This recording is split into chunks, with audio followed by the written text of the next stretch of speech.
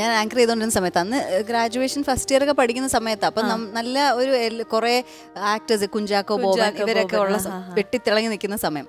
അപ്പോൾ ഈ live programme ഞാനും മറിയ എന്ന് പറഞ്ഞു ഞങ്ങൾ രണ്ടുപേരും ഓൾട്ടർനേറ്റ് ഡേയ്സ് വെച്ചാണ് ചെയ്യുന്നത്. ആഴ്ചയിൽ 5 ദിവസമുള്ള പരിപാടി. അപ്പോൾ ഫിലിം പ്രൊമോഷൻസും ഉണ്ട്. അപ്പോൾ ഓരോ ആക്ടേഴ്സ് ഇങ്ങനെ വരും. അപ്പോൾ ചാക്കോച്ചൻ്റെ ഒറ്റ സിനിമ പോലും ഞാൻ വിടത്തില്ല, എല്ലാം കാണും. കാരണം വെച്ചാൽ അത് കണ്ടിട്ട് വേണം. അപ്പോൾ ജെന്യൂനായിട്ട് നമുക്ക് ക്വസ്റ്റ്യൻസ് ചോദിക്കാം, നന്നായിട്ട് പ്രിപ്പയർഡ് ആയിട്ടേ പോകാൻ പറ്റുള്ളൂ. അന്നൊന്നും ഇന്ന് സെർച്ച് ചെയ്യുന്ന നമുക്കൊന്ന് സെർച്ച് ചെയ്ത് എല്ലാം നമ്മൾ തന്നെ പ്രിപ്പയർ ചെയ്തിട്ട് വേണം പോകാനായിട്ട്.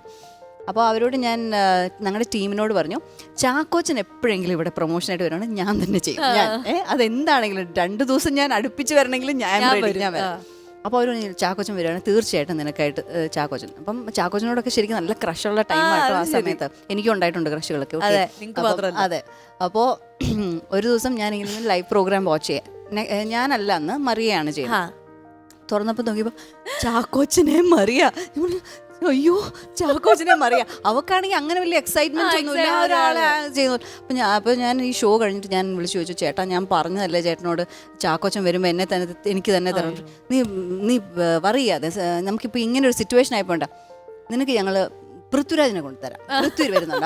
അപ്പോൾ ഒന്ന് സമാധാനമായല്ലോ. അപ്പം പൃഥ്വിരാജ് ഇല്ല, ചാക്കോച്ചനായിരുന്നു ടെസയുടെ ക്രഷ്. അപ്പം പൃഥ്വിരാജ് ഓഫ് കോഴ്സ് അപ്കമിങ് ആണല്ലോ. പൃഥ്വിരാജും അപ്പൊ കയറി നല്ല തിളങ്ങി വരുന്ന സമയമാണ്. അപ്പോൾ നമുക്ക് പൃഥ്വിരാജ് പുള്ളിക്ക് വേണ്ടി എക്സ്ട്രാ എഫേർട്ട് എടുത്ത് പ്രിപ്പയർ ചെയ്തു ക്വസ്റ്റ്യൻസ് ഒക്കെ.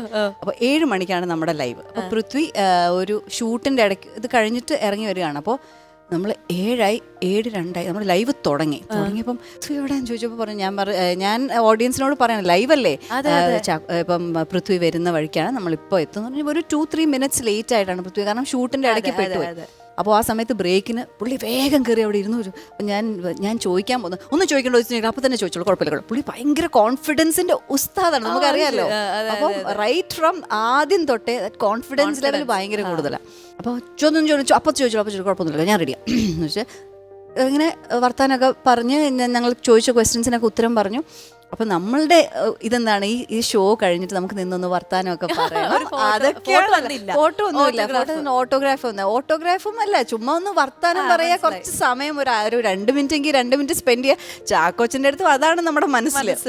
അപ്പോൾ പൃഥ്വി, അപ്പോൾ അന്നൊരു വാലന്റൈൻസ് ഡേ സ്പെഷ്യലും പ്രോഗ്രാമും.